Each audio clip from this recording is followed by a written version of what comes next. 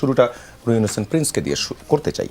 আজকের বাজার দর যেটি বলতে চাই, খুচরা বাজারে প্রতি কেজি পেঁয়াজ বিক্রি হয়েছে ৪৫ থেকে ৫০ টাকায়, মহল্লার দোকানে কোথাও কোথাও ৫৫ টাকা, কেজিতে বেড়েছে ৫ থেকে ১০ টাকা। বাজার ভেদে দেশি রসুনের কেজি ৭০ থেকে ১২০ টাকা এবং আমদানি করা রসুন ১৩০ থেকে ১৮০ টাকা। সপ্তাহ দুয়েক আগে বাণিজ্য মন্ত্রণালয় প্রতি লিটার খোলা সয়াবিন তেল ১৮০ টাকা এবং খোলা পাম অয়েলের দাম ১৬৬ টাকা নির্ধারণ করেছিল। তবে বাজারের এই দরে এখনো পর্যন্ত খোলা ভোজ্য তেল এই দরে পাওয়াই যাচ্ছে না। প্রতি লিটার খোলা সয়াবিন ১৯২ থেকে ১৯৫ এবং পাম অয়েল ১৭৮ থেকে ১৮০ টাকা দরে বিক্রি হচ্ছে। তাছাড়াও আমরা বোতলজাত যে সয়াবিন তেল, ভোজ্য তেল যেটি পাই, সেটি কিন্তু সেখানেও সংকটটা রয়ে গেছে, সেই সংকট সমাধান করা যায়নি। পোলাওর চালের দামও বেড়েছে কেজিতে ২০ থেকে ৩০ টাকা। প্রশ্নটা হচ্ছে, কোরবানির ঈদে মাংস রান্নার ঠিক যা যা দরকার সেগুলোরই দাম বেড়েছে, সাথে ৮০ টাকার নিচে কোনো সবজিও নেই এখন। এবার কি তাহলে মাংস রান্না কঠিন হয়ে যাচ্ছে? আসলে আপনি কথাটা শুরু করলেন মাংস রান্না দিয়ে। আমি তো দেখি জনজীবন কঠিন হয়ে যাচ্ছে। যেমন আপনার যেহেতু এই ধারাটা এনেছেন, এই জন্য বলি, আজকে সকালেই আমি পাশে রাস্তায়, তো ঢাকা শহরে বাজার মেলে জানেন গিয়েছিলাম, তো অনেক মানুষ কথা বলে। তার মধ্যে একটা কথা, আজকে আমার অনেক কথাকে কোড অ্যান্ড কোড বলি, যেটা শুনতে হৃদয়ে লাগে। তো এইরকমই একজন বললেন, এবং নিম্ন মধ্যবিত্ত দেখে বোঝাই যায়, বললেন যে অনেক কথা তো বলেন, কিন্তু আমাদের জীবন যে চলছে না, কই সেটা তো কম শুনছি, আর কিছু বলার তো দরকার নাই। বাজারে কিন্তু জিনিসপত্রের অভাব নাই, কিন্তু ওই অর্থে ক্রেতাও খুঁজে পাবেন না। তা আসলেই তো আপনি মাংস রান্না কেন, আমি তো দেখি সাধারণ জীবনে চলছে না। মানে আমি নিম্নবিত্ত, মধ্যবিত্ত তাদের কথা বলছি, যাদের পকেট মোটা তাদের কথা বাদ দেন। যেমন প্রসঙ্গক্রমে এজেন্ডা না তবুও বলি, আমরা গতকাল থেকে অন্য একটা পয়েন্ট, এই যে হাম নিয়ে তো ভয়াবহ ঘটনা, নিশ্চয়ই পরে কথা বলা যাবে। ১ তারিখে ধেয়ে আসছে বিদ্যুতের দাম বাড়া, আবার মানে কোনো আলোচনার মধ্যেও কেউ ঢুকছে না। তা আসলেই বিশেষ করে যে পয়েন্ট আপনি তুলেছেন, এবার আসি একেবারে সুনির্দিষ্ট করে, যেসব জিনিসের দাম বাড়ার কথা আপনি বললেন, এটা তো বাড়ার কথা ছিল না। যদি বুঝতাম যে বাংলাদেশে কথার কথা উৎপাদন নাই বা আমদানি করতে হচ্ছে বেশি টাকা দিয়ে, বাজারে নাই, তাহলে বুঝতে পারতাম, কিন্তু কোনোটাই তা না। তাহলে এটা হচ্ছে না কেন? কথা খুবই সোজা। আপনার সূচনায় বলেছেন যে আসলে যে সিন্ডিকেটের হাতে আমরা বন্দী, সেটা ভাঙতে পারিনি। কিন্তু আমি তার বাইরে যে অনেক সময় শুধু সিন্ডিকেট বলে আমরা থেমে যাই।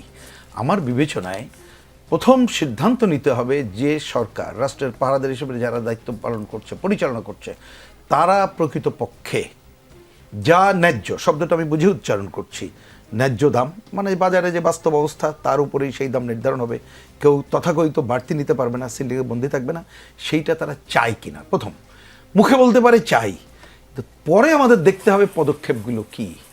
আমাকে যদি বলেন ওই সিন্ডিকেটের সাথে আমি এটা যুক্ত করব বলেই বলি, আপনি যতক্ষণ না পর্যন্ত এইখানে আবেদন নিবেদন করে কোনো লাভ হবে না। আমরা এই ব্যবসায়ীদের জানি, আমরা অনেক কথা বলতে পারি, পৃথিবীর এই দেশে এই উৎসবে দাম কমে আমাদের বাড়ে, এই কথা এখন মূল্যহীন।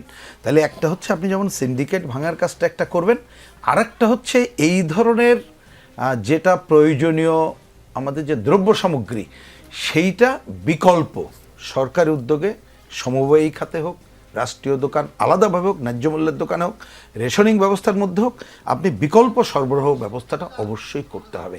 এইটা ছাড়া পারবেন না। ছোট করেই খালি বলি, আপনি এখানে পেঁয়াজ, রসুন আর তেলের কথা বলেছেন, ধরুন আপনি যে কোনো মার্কেটের কথা চিন্তা করুন, তাহলে এই যে দামের কথা আপনি তুললেন, এটা তো ন্যায্য না।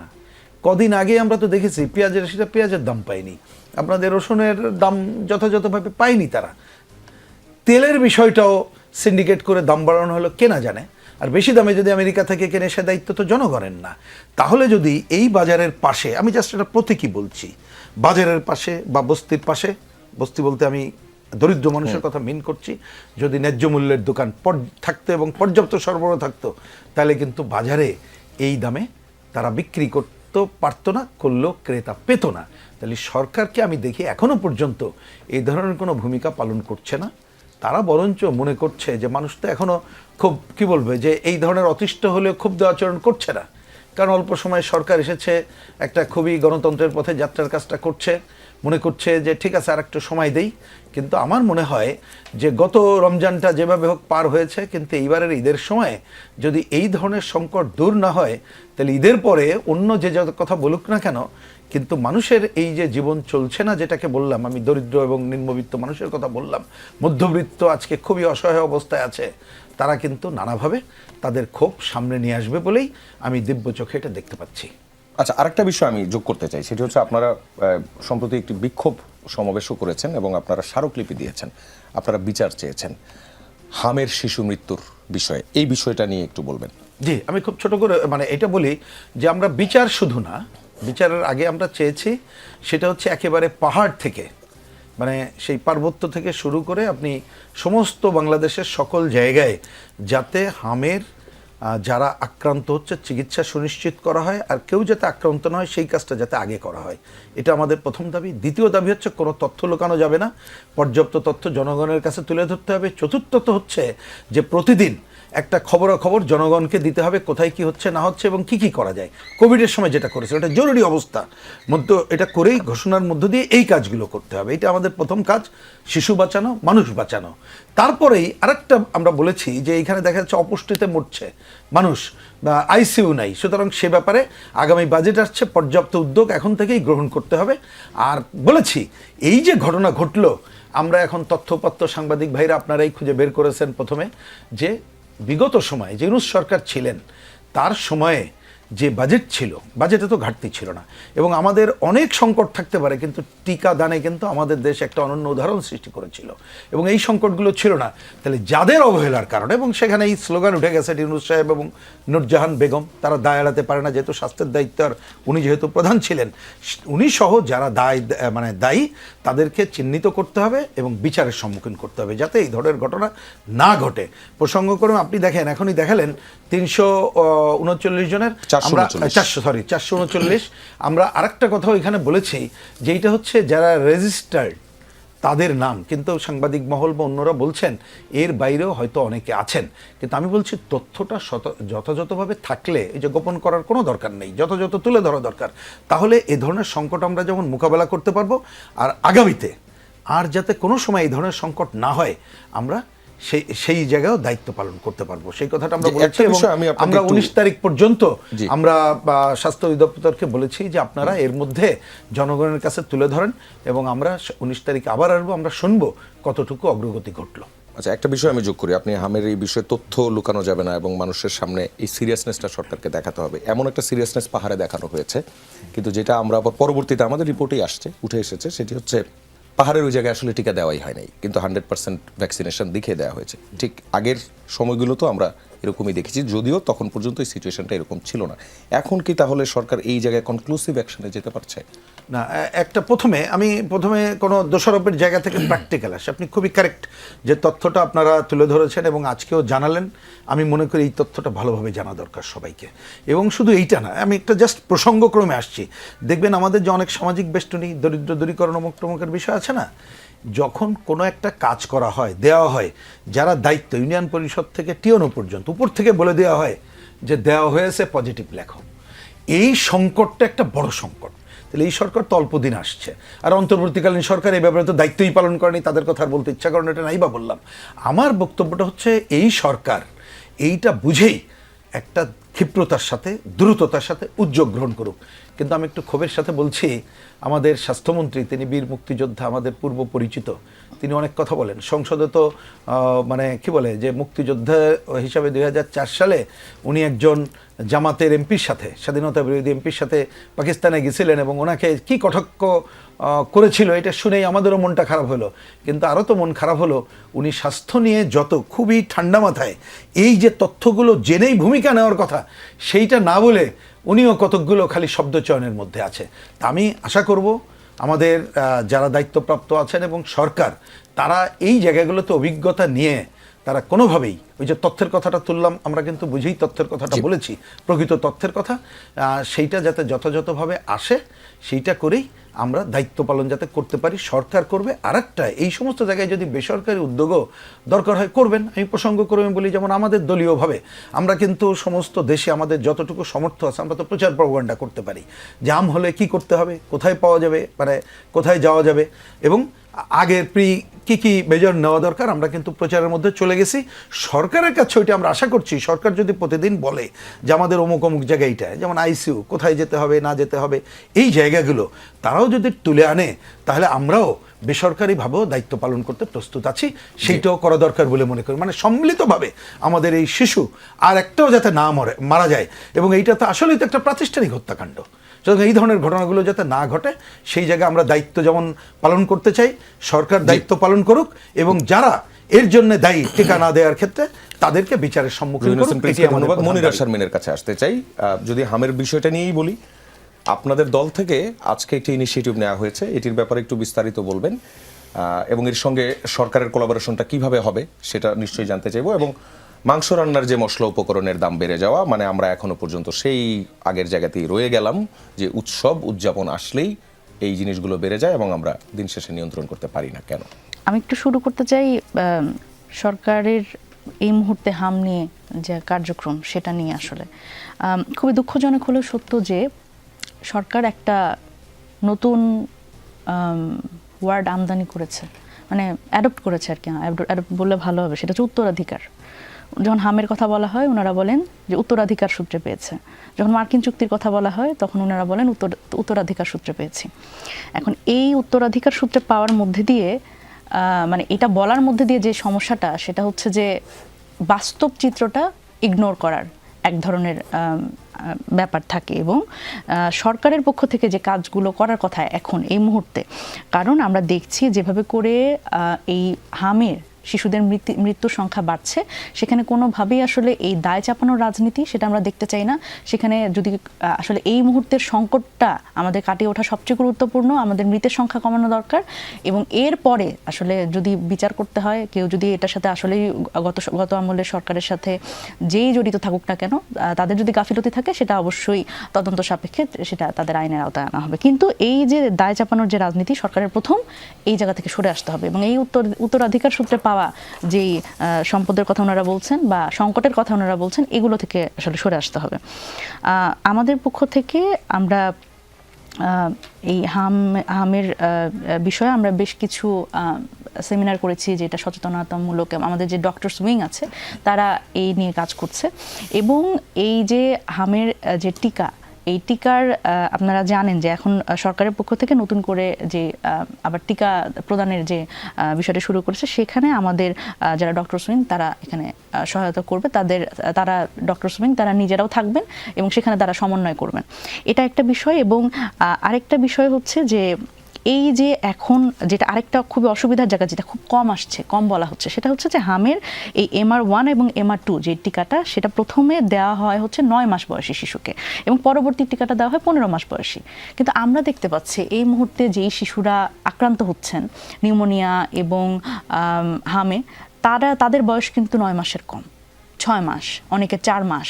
তো এটা একটা ভয়াবহ ব্যাপার যে এই যে আমাদের কিন্তু এখন আমরা দেখছি যে আপনি ক্লাইমেট চেঞ্জ বলেন এবং নানান পরিবর্তনের জন্য আমরা দেখলাম যে নতুন নতুন ভ্যারিয়েন্ট কিন্তু আসছে।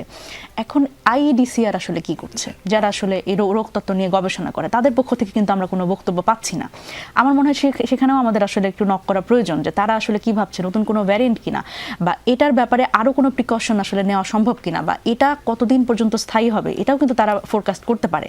তো সেই জায়গা থেকে কিন্তু দায়িত্বশীল যারা আছেন, সরকারের যারা স্বাস্থ্য মন্ত্রণালয়ে আছেন, তাদের কিন্তু এ ব্যাপারে একটা উদ্যোগী ভূমিকা প্রয়োজন। এবং যারা আসলে এই রোগতত্ত্ব গবেষণার সাথে জড়িত, তাদেরও একটা গুরুত্বপূর্ণ ভূমিকা প্রয়োজন। আমরা দেখছি যে IEDCR এর সেজুতি সাহা, উনি বিভিন্ন পদক পাচ্ছেন, বিভিন্ন ইন্টারন্যাশনাল অর্গানাইজেশন থেকে তাকে বিভিন্ন পুরস্কারে পুরস্কৃত করা হচ্ছে। কিন্তু দেশে আজকে এখন এই সংকটময় পরিস্থিতি, এখানে আসলে ওনাদের আসলে অবদান সবচেয়ে বেশি গুরুত্বপূর্ণ। এবার আসি যে এই আপনি যেটা বললেন যে এখন বাজার পরিস্থিতি, সেটা হচ্ছে সবচেয়ে দুঃখজনক কি, যে একদম আমরা এই সরকার যখন থেকে দায়িত্ব নিল তখন থেকে আমরা আসলে যেটা দেখছি সেটা হলো বিভিন্ন রকম কার্ড দিয়ে সাধারণ মানুষের দুঃখ দুর্দশা লাঘব করবার একটা প্রচেষ্টা আছে এবং সেটা তারা ইশতেহার থেকে শুরু করে একদম বাস্তবায়ন প্রক্রিয়া খুব দ্রুততম সময়ে তারা বাস্তবায়ন প্রক্রিয়ার দিকে চলে যাচ্ছে এবং এখন পর্যন্ত বোধহয় 8টা বা 10টা কার্ড তারা ইন্ট্রোডিউস করেছে, কিন্তু একটা কার্ড ওনারা ইন্ট্রোডিউস করেন নাই, যেটা খুব দরকার এই মুহূর্তে। যখন কিনা পাঙ্গাস মাছ, যেটা জাতীয় মাছ হিসেবে আসলে অনেকেই দাবি করতে চান, সেটার কেজি 200 থেকে 250 হয়ে গেছে।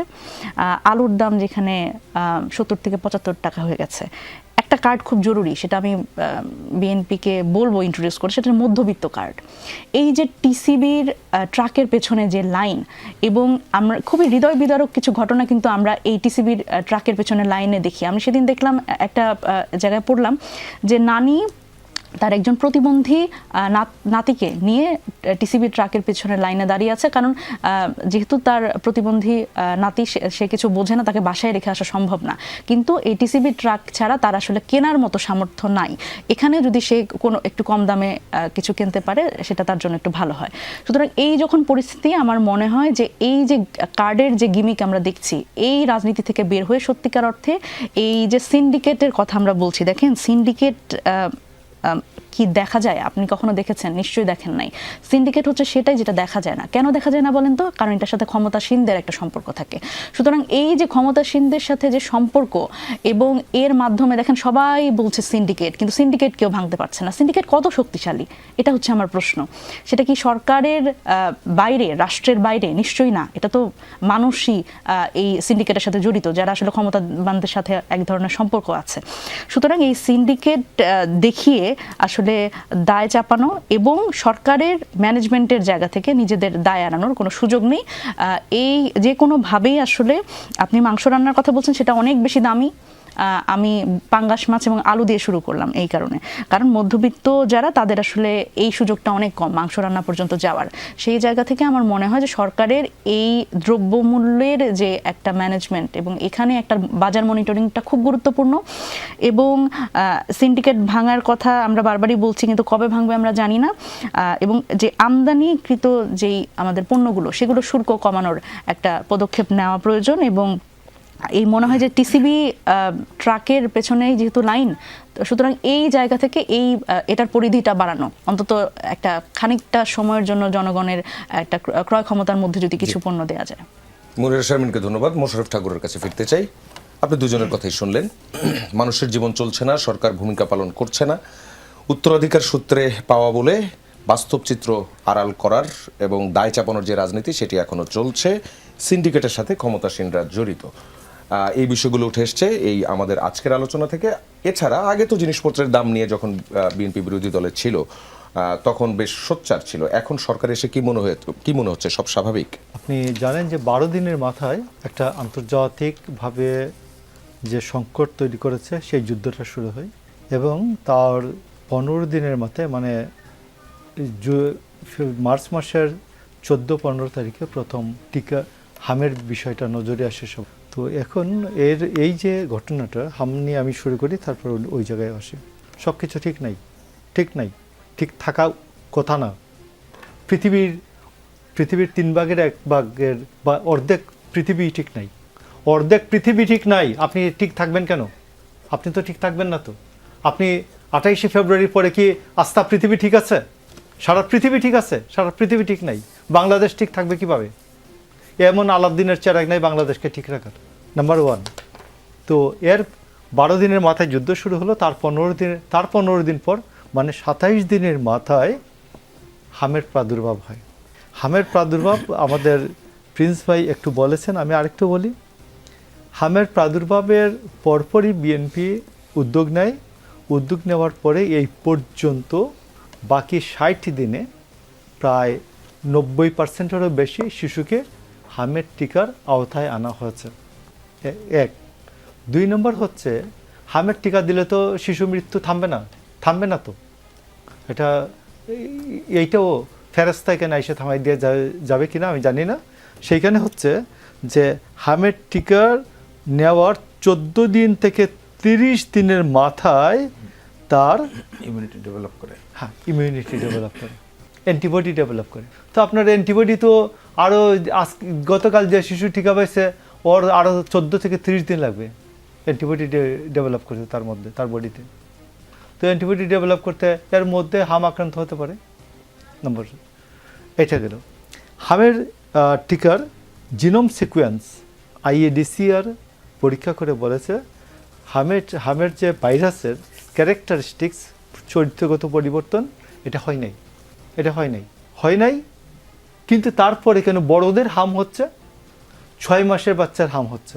তো বড়দের হামে খুব একটা সমস্যা হবে না, তবে বড় বয়সে অ্যাডাল্ট যে গর্ভবতী মা আছেন তার ক্ষতি হবে। বড়দের মধ্যে যারা ডায়াবেটিসে ভুগছেন বা ফুসফুসজনিত রোগে ভুগছেন এদের ক্ষতি হবে, অসুবিধা হবে। আর বড়রা অন্যান্যরা এমনি ভালো হবে। তো বড়রা আক্রান্ত হলেন কেন? আমাদের প্রত্যেকের রোগ প্রতিরোধের একটা দেওয়াল থাকে। তো এইখানে এই টেবিলটার উপর যদি আমরা 10 জন এইভাবে চাপ দেই, আমি তো চাপ দিচ্ছি, এই যে কিছু তো হলো না, তো 10 জন যদি চাপ দেয় এটা ভেঙে পড়বে। তো আমাদের রোগ প্রতিরোধের যে ওয়াল, যখন অনেক বেশি লোকের হবে, এই হাম হবে, তখন হামের এই ভাইরাসের যে এই আধিক্যের কারণে লোকজনের যে রোগ প্রতিরোধ ক্ষমতা এটা ভেঙে পড়ে। এই জন্য বড়রা আক্রান্ত হচ্ছে। বড়রা আক্রান্ত হলে ভয়ের কিছু নেই, শুধুমাত্র ডায়াবেটিস রোগ, ফুসফুসের রোগ এবং গর্ভবতী মা এরা সতর্ক থাকবেন। এবং এরা বেশিরভাগ সময়ই জনবহুল জায়গায়, জনসমাগম যেখানে অনেক বেশি, সেখানে তারা যেতে ডাক্তাররা নিষেধ করেছেন। তার মধ্যে কি বলে, প্রিন্স ভাই এবং আমাদের সমসাময়িক, আমাদের একটু সিনিয়র ভাই, আমাদের সময়ের 80s hero Mushtaq Hossain IADCR এর ডাইরেক্টর ছিলেন, তার সাথে আমরা অনেকবার কথা বলেছি। মুশতাক ভাই মুশতাক ভাই প্রেসক্রিপশন এটা। তো আমি বলছি যে তো জিনোম সিকোয়েন্স চেঞ্জ হয়নি। তো এখন যেটা হচ্ছে যে হাম নিয়ে গভর্নমেন্টের কার্যক্রম এর বেশি কি করার ছিল? সরকারের ম্যানেজমেন্ট কি ঠিক আছে বলবেন? আমি হাম নিয়ে সরকারের ম্যানেজমেন্ট প্রথম দিন থেকে একেবারে খুব সিরিয়াসলি মন্ত্রী পরিষদের অন্যান্য সদস্য, MP যারা এলাকায় আছেন, সিভিল সার্জন অ্যান্ড আদার্স, সবাই অ্যাক্টিভ আছেন। এর বেশি অ্যাক্টিভ থাকলেও কোনো কাজ হবে না, ওইটুকুন অ্যাক্টিভ। তো গেল যে এইটা। তো আমার মনে হয় যে এই টিকা কেন্দ্রিক ডক্টর ইউনুস এবং নূরজাহান বেগম, আমি তাকে দায়ী করবো না, কেন আমি কি বলবো যে এই টিকা কিনি নাই? আমি পরামর্শ দিয়েছিলাম ডক্টর ইউনুসকে, খালেদা জিয়া পরামর্শ দিয়েছিলেন, তারেক রহমান পরামর্শ দিয়েছিলেন যে বাজান আপনি টিকা কিনেন না, এই টাকা দেন, হাবুটের পক্ষে খরচ করার জন্য দিয়ে দেন। হাম আমাদের হলে কি হবে? যেমন একজন বলছেন, অত্যন্ত নির্মম রসিকতা, বলছে যে জুলাই সনদের খবর নাই, বিএনপি আছে হাম নিয়া, বিএনপি আছে হামের টিকা নিয়া। ইয়েস, জুলাই সনদ 1 বছর পরে করলে, এই বাস্তবায়ন করলে সমস্যা হবে না। বাট আমি যদি এইটা নিয়ে বসে থাকি, আমি যদি নজর না দেই, আমি যদি দ্রুত বেগে না দৌড়াই হাম নিয়ে, তাহলে আমার বাচ্চা আরও মারা যাবে। 439 না, এটা 1039 হয়ে যাবে। তো আপনি দেখেন, গতকালকে ছিল 432, আজকে 439, মানে আজকে মৃত্যুর সংখ্যা অনেক কমে আসছে। মানে আজকে মাত্র 7 জন কমে আসছে, মৃত্যুর সংখ্যা অনেক কমে আসছে। এবং এটা খুব, আমার মনে হয় খুব তাড়াতাড়ি অভিজ্ঞ যারা আছেন, এক্সপার্ট আছেন, তারা হয়তো বলছেন না টাইমটা অমুক তারিখে এটা বন্ধ হয়ে যাবে, কিন্তু এটা হয়ে যাবে। আমার মনে হয় খুব দ্রুত এটা কন্ট্রোলে চলে আসবে।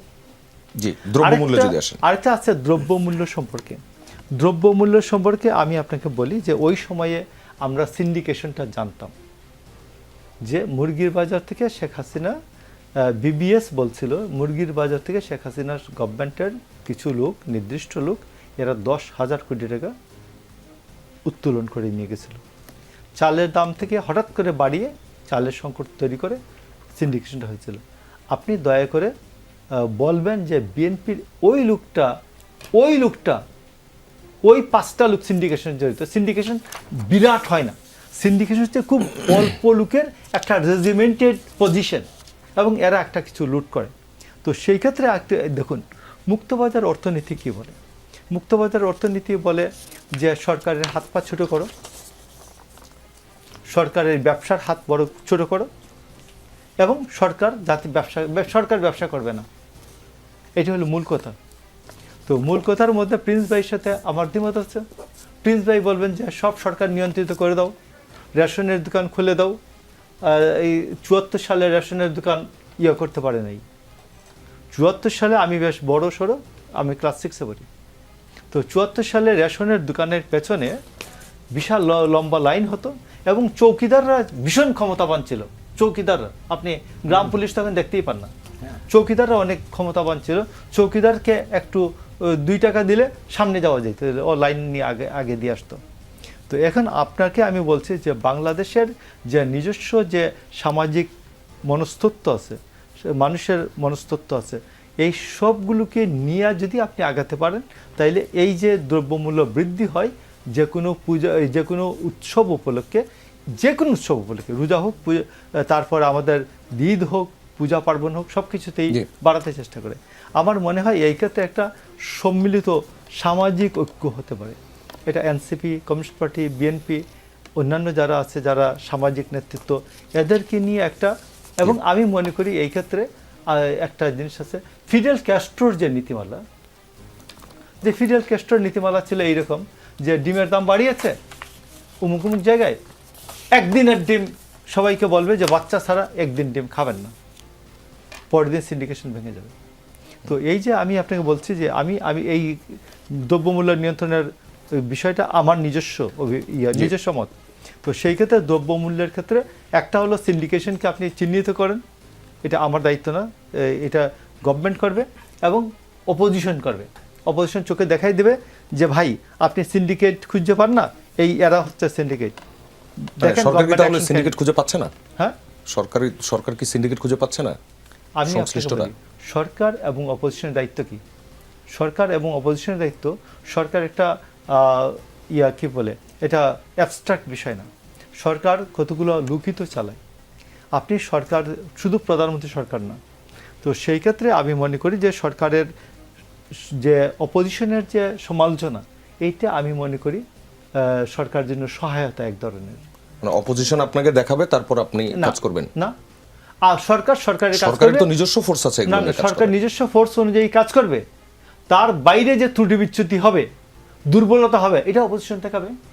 জি, আপনার বক্তব্যটা বুঝতে পেরেছি। আমরা ব্যবসায়ী নিজেই বাদী হয়ে মামলাটি করেছেন। তার অভিযোগ 6 মে বাঘা উপজেলার আরানি পৌর এলাকায় ডেকে এনে পাবনার ওই পাইকারি ব্যবসায়ীর 300 বস্তা জিরা লুট করা হয়। থানায় লিখিত অভিযোগের পর তা মীমাংসার কথা বলে সেই মামলাটা ঝুলিয়ে রাখা হয়েছিল।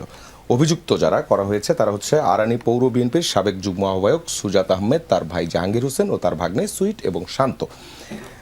অনেক বড় ঘটনা। তার মধ্যে শেষ দিকে যেটা হয়েছে ফাইনালি, সেটা রাখার, আমি আপনাকে বলছি, প্রমাণ রাখার জন্য ট্রাক চালকের সহকারীকে গুদামের জিরার বস্তার একটি ভিডিও পাঠানো হয়। সহকারী গিয়ে দেখেন মাত্র 2 ঘন্টার মধ্যেই সেখান থেকে সব জিরা সরিয়ে ফেলা হয়েছে। ব্যাংক খুললে গোপনে তিনি গিয়ে দেখেন চেকের বিপরীতে ব্যাংকে কোনো টাকা নেই। এরপর তাদের কাছে টাকা চাইলে তারা কালক্ষেপণ করতে থাকেন। ওই দিন বেলা 3টার দিকে আরানি বাজার থেকে প্রায় 1.5 কিলোমিটার দূরে একটি চায়ের দোকানের পেছনে নিয়ে গিয়ে চাকু ধরে ভুক্তভোগীকে দেওয়া ব্যাংকের যে চেকটি সেটি ছিনিয়ে নেওয়া হয় তার কাছ থেকে। সারাদিন পুলিশ তল্লাশি করেও সেই জিরাগুলো আর উদ্ধার করতে পারেনি। প্রশ্নটা হচ্ছে, বিএনপিকে এখন জিরা চুরির অভিযোগ নিয়ে প্রশ্ন করতে হচ্ছে কেন? যেখানে যদি এরকম কোনো ঘটনা হয়ে থাকে, আমি দেখি নাই, যদি চুরি এই ঘটনা হয়ে থাকে তো পুলিশ তো মামলা নিয়ে আছে এবং পুলিশ অ্যাকশনে যাওয়া উচিত। ক্লিয়ার কাট কথা, পুলিশ অ্যাকশনে যাওয়া উচিত। আর আগে তো হাসিনার মতো আওয়ামী লীগের খুনেরই মামলা নিত না। তো আমার মনে হয় যে স্বরাষ্ট্রমন্ত্রী এবং প্রধানমন্ত্রী এরা সবাই এই বিষয়ে যদি মামলা হয়, ওই কী বলে অভিযুক্ত, কী বলে যিনি ভিকটিম, তিনি যদি মামলা করেন তাহলে সঠিকভাবে তার বিচার হবে।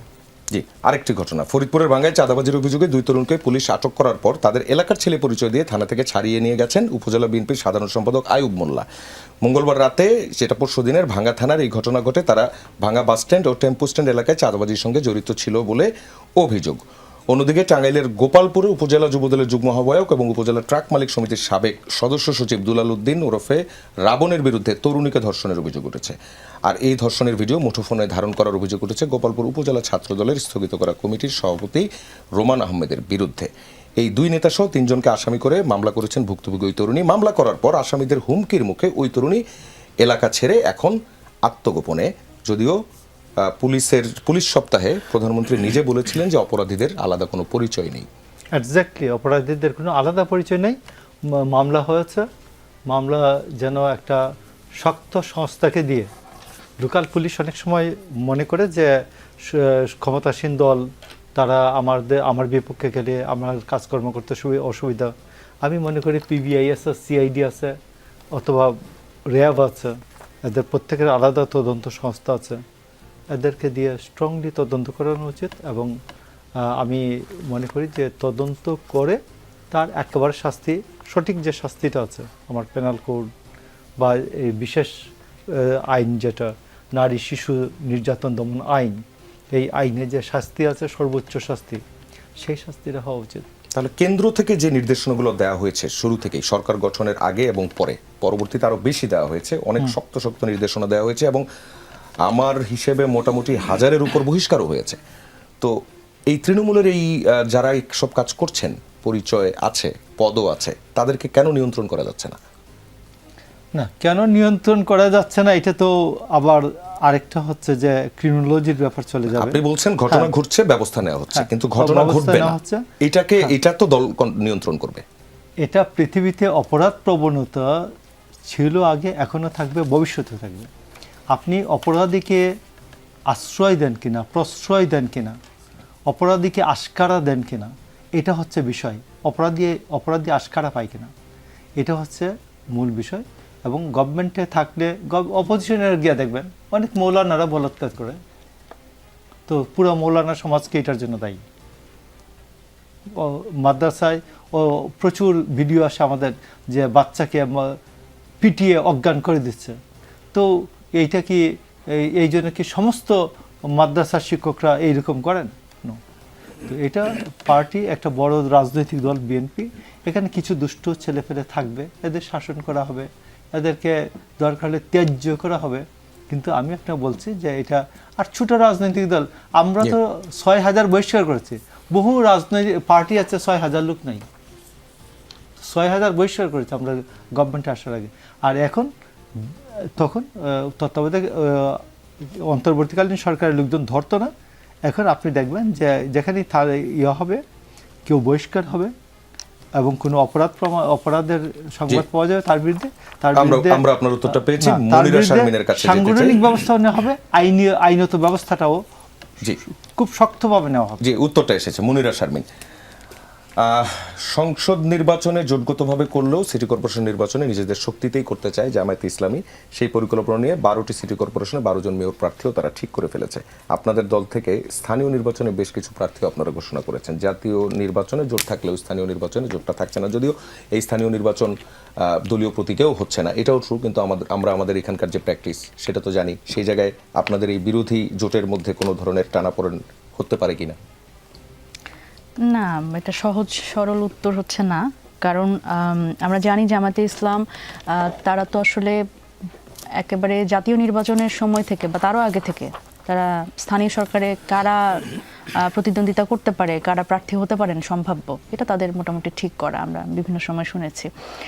আর আমাদের যে জায়গাটা সেটা হচ্ছে যে আমরা তো একেবারে ইমিডিয়েট আফটার ইলেকশন আমরা ঘোষণা দিয়েছিলাম যে স্থানীয় সরকার নির্বাচনের ক্ষেত্রে আমরা এককভাবে আগানোর চেষ্টা করছি এবং সেই জায়গা থেকে তারই ধারাবাহিকতায় আমাদের বিভিন্ন বিভাগীয়, তারপরে জেলা ভিত্তিক এবং উপজেলা ভিত্তিক আমরা কিন্তু প্রার্থী ঘোষণা করছি। এবং এই জায়গা থেকে এখন পর্যন্ত 100 চেয়ারম্যান এবং মেয়র মিলে 100 জনের তালিকা এটা প্রকাশ করা হয়েছে এবং ইনক্লুডিং 5টা সিটি কর্পোরেশন, ঢাকা উত্তর এবং দক্ষিণ সহ। তো সেই জায়গা থেকে নিজেদের মধ্যে কোনো মানে জোটগতভাবে কোনো টেনশন কাজ করছে না, কারণ এটা ভোট ভাগ হচ্ছে আপনাদের। যে জায়গায় আসিফ মাহমুদ প্রার্থী সেই জায়গায় সাদিক কায়েম প্রার্থী, ভোট ভাগ হবে, কিন্তু এখানে তো আসলে প্রতিদ্বন্দ্বিতা হবে প্রার্থী হিসেবে। এখানে আসিফ মাহমুদ যদি তার কর্মকাণ্ডে এবং তার মেসেজে নগরবাসীকে আশ্বস্ত করতে পারে তাহলে সে আসলে এই জায়গা থেকে বের হয়ে আসবে। এখানে অপরদিকে সাদিক কায়েম তার জায়গা থেকে ইয়ে করবে। যদিও আমি আসলে একটু আই এম নট শিওর যে সাদিক কায়েম তো আসলে শিবির শিবিরের আন্তর্জাতিক সম্পাদক সম্ভবত। তো তারা বলে যে শিবির এবং জামাতের আসলে সেরকম কোনো প্রত্যক্ষ কানেকশন নাই, কিন্তু আবার জামাত থেকে আবার তিনি প্রার্থী হচ্ছেন। এই ব্যাপারটা নিয়ে আমি আসলে শিওর না যে আসলে কিভাবে এনারা অঙ্কটা মিলাবেন। তবে তার জন্য শুভকামনা। কিন্তু আমার মনে হয় যে এটা আসলে যেই জায়গা থেকে তারা তাদের মতো করে প্রচারণা করবেন, তাদের এজেন্ডা দিবেন, তাদের ইশতেহার দিবেন, সে জায়গা থেকেই সাধারণ মানুষ বিচার করবে। এটা নিজেদের মধ্যে কোনো আরেকটা বিষয়, গত এপ্রিল মাস থেকে জাতীয় নাগরিক পার্টিতে যোগ দিচ্ছেন বিভিন্ন সামাজিক রাজনৈতিক ব্যক্তিরা। এক্ষেত্রে যাচাই বাছাই এবং মূল্যায়নের জন্য ন্যাশনাল সার্চ কমিটি গঠন করেছে এনসিপি। দলে কারা যোগ দিচ্ছে তা আগে যাচাই করেননি, দলে যোগ দেওয়ার পর যাচাই করতে হচ্ছে কেন? না, বিষয়টা একটু মিস কমিউনিকেশন হচ্ছে বোধহয়। একটু clear করবেন। সেটা হচ্ছে যে ন্যাশনাল সার্চ কমিটি যেটা, সেটাতে কিন্তু শুধুমাত্র যারা এখন পর্যন্ত যোগদান করেছে তাদের তো আসলে একটা ব্যাকগ্রাউন্ড হিস্ট্রি কিন্তু আমাদের, ধরেন আমি যদি বলি যে আমাদের দুইজন মুখ্য সংগঠক আছে, একজন হচ্ছে জনাব সার্জিস আলম এবং আরেকজন হাসনাত আবদুল্লাহ। সুতরাং উত্তরাঞ্চল এবং দক্ষিণাঞ্চল থেকে যারাই যুক্ত হচ্ছে এনসিপিতে, তাদের কিন্তু একটা ব্যাকগ্রাউন্ড চেক বলেন, সবকিছু বলেন, সেটা নিয়ে কিন্তু একটা আমাদের টিম আছে।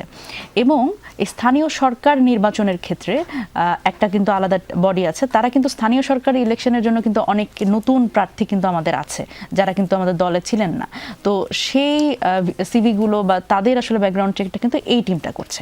এবার ন্যাশনাল সার্চ কমিটি যেটা, সেটার কাজ হচ্ছে যে আমাদের কিন্তু একটা এই যে কেন্দ্রীয় কমিটি যেটা আছে, সেটা কিন্তু আমরা আহ্বায়ক কমিটি ঘোষণা করেছিলাম, কিন্তু এটা কিন্তু বর্ধিতকরণের ক্ষেত্রে আমরা এতদিন ধরে খুব বেশি কিছু করতে পারিনি। সুতরাং এখানে আমরা আমাদের কেন্দ্রীয় কমিটিও বর্ধিতকরণের একটা সিদ্ধান্ত আমরা নিয়েছি। তো সেই জায়গা থেকে এই ন্যাশনাল সার্চ কমিটি, তারা যারা গুরুত্বপূর্ণ সমাজে এবং বিভিন্ন রাজনৈতিক দলের সাথে যুক্ত ছিলেন, কিন্তু এখন হয়তো সেই দল করছেন না, কিন্তু এনসিপির প্রতি বা এই নতুন রাজনীতি নিয়ে যাদের এক ধরনের আকাঙ্ক্ষা আছে বা একটা প্রমিজিং একটা ক্যারেক্টার হয়তো আছে তাদের নিয়ে হয়তো আমরা সামনের দিকে আগাতে চাই। তো সেই জায়গা থেকে তাদের সিভি বলেন এবং তাদের ব্যাকগ্রাউন্ড যে চেক করার ব্যাপারটা, সেটা ন্যাশনাল সার্চ কমিটিটা করবে। ধন্যবাদ আপনাকে। রুহিন হোসেন প্রিন্সের কাছে আসতে চাই। প্রধানমন্ত্রীর তথ্য সম্প্রচার বিষয়ক উপদেষ্টা ডাক্তার জাহিদুর রহমান বলেছেন, যুক্তরাষ্ট্রের সঙ্গে হওয়া বাণিজ্য চুক্তি বাতিল নয়, বরং সেটি পর্যালোচনা করবে সরকার। চুক্তির বিভিন্ন দিকও পর্যালোচনা করে দেখা হবে। আবার পররাষ্ট্রমন্ত্রী বলেছিলেন এটি একটি সুন্দর একটি চুক্তি হয়েছে। আপনারা যুক্তরাষ্ট্রের সাথে করা বাণিজ্য চুক্তি বাতিল চান, কিন্তু সরকার তো পর্যালোচনা করবে, কি বলবেন? প্রথম কথা, আপনি যেহেতু সরকারের পর্যালোচনা করবে প্রশ্নটা এইভাবে এনেছেন, আসলে সরকারের ভূমিকাটা কি এটাই তো স্পষ্ট না। কারণ আপনার কথাই পরিষ্কার হলো, বাণিজ্য মন্ত্রীর কথা কি বলেছেন আপনি বললেনই, আর পররাষ্ট্রমন্ত্রী জাহিদ সাহেবের কথা বললেন, বাণিজ্য মন্ত্রীও বলেছেন যে এটাও দরকার হলে সেটা আমরা চিন্তা করব, এরকমের জায়গায়। আর এই ব্যাপারে সরকার প্রধান কিন্তু কোনো কথা বলেন নাই, কোনো কথা বলেননি। আমি এই অর্থে বলছি কারণ এর আগে আমাদের পররাষ্ট্রমন্ত্রী তিনি কিন্তু বলেছিলেন যে এইটা বিএনপি এবং জামাতের সাথে আলোচনা করে হয়েছিল আগেই, কিন্তু এ ব্যাপারে আমরা বিএনপির কোনো বক্তব্য শুনি নাই। আমি সেই অর্থে বললাম চুপ। তার মানে আমি প্রথম বুঝতে চাই যে সরকার কি করবে।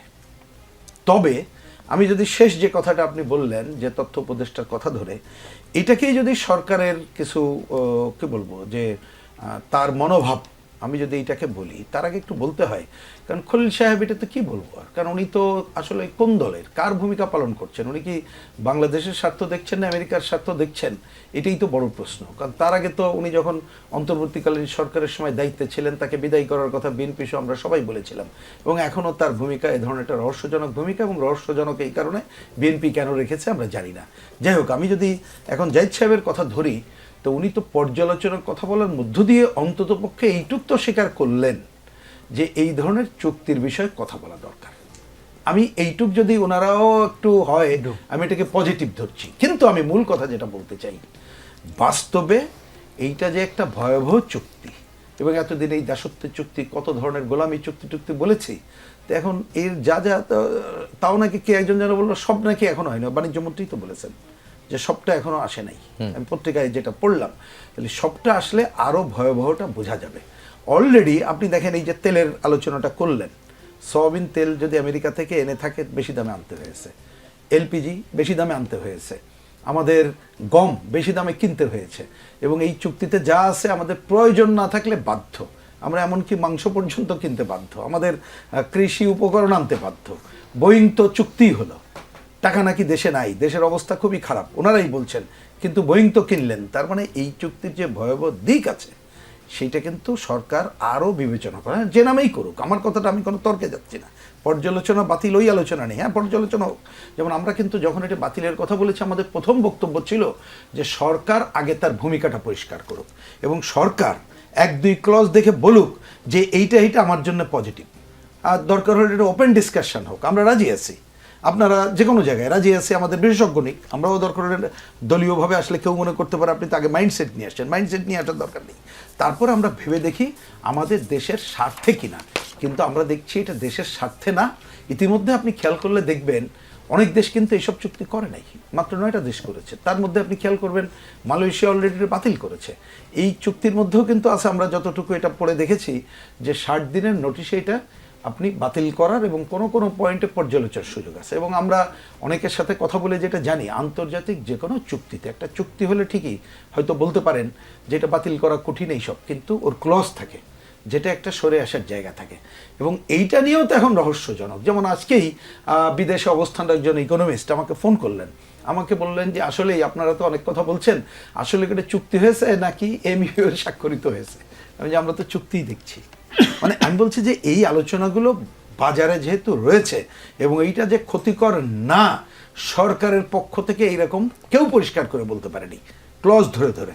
কারণ সাধারণভাবে এটা তো আজকে চলে আসছে যে ওই লেখা দিয়ে যে 131টা শর্ত আমরা মানতে বাধ্য, আর আমেরিকা মাত্র 6টা শর্ত। তাহলে ওই শর্তের মধ্যে আমার দেশের স্বার্থ সংরক্ষণ কোনটা হচ্ছে না হচ্ছে এটা দেখা দরকার, সেটা কিন্তু হচ্ছে না। আরও ভয়াবহটা কি, এইটা শুধুমাত্র অর্থনৈতিকভাবে আমরা ক্ষতিগ্রস্ত হবে সেটি না, এটার সাথে আমাদের সার্বভৌমত্বের প্রশ্ন জড়িত। কারণ এই যে আমার ওয়েপেন্সের ব্যাপারে কোন দেশ থেকে কিনবো না কিনবো এই সমস্ত বিষয়গুলো রয়েছে। এবং এর আগেও কিন্তু আমেরিকার সাথে আমাদের বিজ্ঞান প্রযুক্তি চুক্তি, সোফাহানার যে জায়গাগুলো রয়েছে, তাতে কিন্তু এখানে নানাভাবে তার ডমিনেট করার সুযোগ আছে।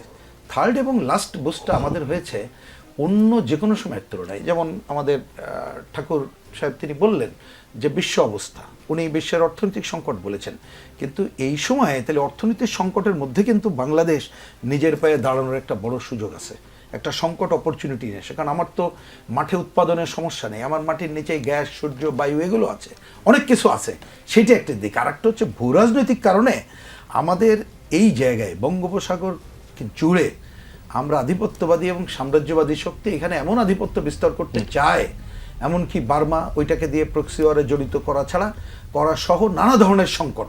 এটা ধরেন আজ থেকে 10-20 বছর আগে যা ছিল এখন আরও বড় সংকটের মধ্যে আছি। সেই জায়গায় যদি একটা দেশ আমরা ভালো করে বুঝে না চলতে পারি এবং আমরা যদি আমাদের দেশের অর্থনীতি বিশেষ করে স্বাধীনতা সার্বভৌমত্ব রক্ষার ক্ষেত্রে যদি নিজেদের ঐক্য না করতে পারি, তাহলে যে কোনো সময় বড় ধরনের সংকটে পড়তে পারি। কারণ আমেরিকা এখন প্রেসিডেন্ট, তাকে ডাকাত বলবেন না কি হাইজ্যাকার বলবেন, কি শব্দে ভূষিত করবেন জানি না। আমরা দেখলেন না ভেনেজুয়েলা কি করলো, আবার ইরাকে করে কিন্তু পিছু উঠলো, কারণ ওইখানকার জনগণ ওই দেশের ওই সরকার নিয়েও নানা কোশ্চেন আছে। তারপরেও খামেনিকে মারার পরে তাদের যে ঐক্যটা গড়ে তুললো, সেইটা দিয়ে কিন্তু একটা দেখা যায় যে আমরা এইসব অপশক্তিকেও মোকাবেলা করতে পারি যদি আমাদের নিজস্ব স্বার্থ সংরক্ষণ করে নিজেদের ঐক্যটা ঠিক রাখতে পারি। সুতরাং এই চুক্তির ব্যাপারে আমাদের পরিষ্কার বক্তব্য, সরকার তার অবস্থান পরিষ্কার করুক এবং এই চুক্তি নিয়ে তারা আলোচনা করুক, যেহেতু সময় আছে তারা এটা পর্যালোচনা করুক এবং 60 দিন নোটিশ দিয়ে করুক। আর ক্ষোভের সাথে বলতে হচ্ছে সংসদে মাত্র একজন রবিন ফারহানাকে আমরা খুঁজে পেলাম যিনি এটা আলোচনা শুরু করতে চাইলেন কিন্তু করতে পারলেন না, বিধি অনুযায়ী নেই বলে সেই আলোচনাটা করতে দেওয়া এবং তিনি আক্ষেপ করে বলেছেন যে 5 জন স্বাক্ষর লাগে এটা আলোচনার জন্য। তো আমরা তো 70 অনুচ্ছেদের কথা জানি যে 70 অনুচ্ছেদে আমরা তো এই ঐক্যমত্যের আলোচনায় সবাই একমত হয়েছি যে অনেক বিষয়ে, মানে প্রধানত 2টা বিষয় জানেন এগুলো, যে ওই 2টা ছাড়া অর্থ বিল এবং আমাদের সরকারের অনাস্থার জায়গাটা ছাড়া বিএনপি এটার সাথে যুক্ত করেছে যে সামরিক জায়গাটা, এই ঠিক আছে কোনো অসুবিধা নেই। তাহলে এইটার বাইরে তো এখন সুযোগ আছে। তাইলে কেন 5 জন, কেন 50 জন এমপি সাহেবরা তারা এটা নিয়ে আলোচনার দাবি করবেন না এবং আলোচনা করবেন না কেন? সেটা হচ্ছে না কেন জানেন? হয়তো এই আলোচনা আমরা এখন করতে পারলাম না আজকের এই আলোচনায়। আপনি কিন্তু শুরুতেই বলেছিলেন যে বিরোধী দলের নামে যারা আছে তারা কি ভূমিকা নিচ্ছে। এই যে সংকটগুলো আলোচনা করলাম, তারা যে মাঠের যে কথা বলছে এই সংকটের আছে, তার মধ্যে তারা আমি অবশ্য তাতে কোনো ভাবি না, কারণ তাদের কাছ থেকে আশা করছি না। কারণ প্রকৃতপক্ষে যারা এখন ক্ষমতায় আছে এবং ক্ষমতার বাইরে আছে, দেখবেন নানা পার্থক্য আছে। মুক্তিযুদ্ধ নিয়ে স্বাধীনতা বিরোধিতা সেটা আছে, কিন্তু ইকোনমিক পলিসিতে কিন্তু কোনো পার্থক্য নাই। সুতরাং ইন লং টার্ম এদের মধ্যে আপনি বেশি পার্থক্য ইকোনমিক খুঁজে পাবেন না, এবং দেশের স্বার্থ সংরক্ষণেও সামান্য নিজেদের অধিকার প্রতিষ্ঠা বা নিজেদের কি বলে স্বার্থ সংশ্লিষ্ট ছাড়া মেজর যা খুঁজে পাবেন না। সুতরাং আজকে দরকার হচ্ছে রাজপথে বিরোধী দলের যারা জনগণের স্বার্থ সংরক্ষণ করবে, আন্দোলন করবে, এবং জনগণও নিজের স্বার্থে সচেতন এবং সংগঠিত হবে।